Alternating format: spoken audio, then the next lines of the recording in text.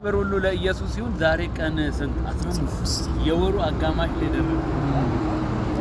የወሩ አጋማሽ ላይ ደረስን። ኢየሱስ ጌታ ነው። አሜን። ምን ትላለህ ብላችሁ ካላችሁ ዛሬ ቀኑ 15 ነው።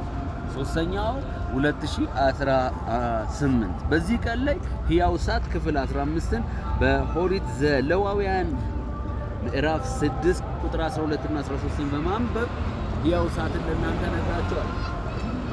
በኢየሱስም እንዲነበባል እሳቱ በመሰዊያው ላይ ዘወትር ይነዳል። አሜን። ካህኑም ማለዳ እንጨት ያቃጥልበታል።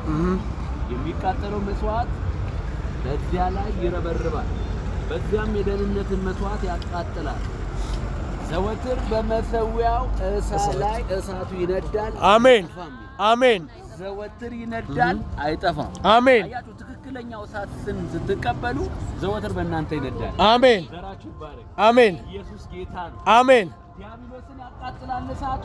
አሜን። ያን ደግሞ ያለመልማል። አሜን። ሃሌሉያ። አሜን። ያን ያበስላል፣ ዲያብሎስን ያቃጥላል። አሜን። ዘወትር እናነደዋለን። አሜን። በዚህ እሳት ላይ ድርድር የለንም። ካህን የክህነት አገልግሎት ነው ጌታ የሰጠን እና ካህን ዘወትር እንጨቱን ምን ይላል?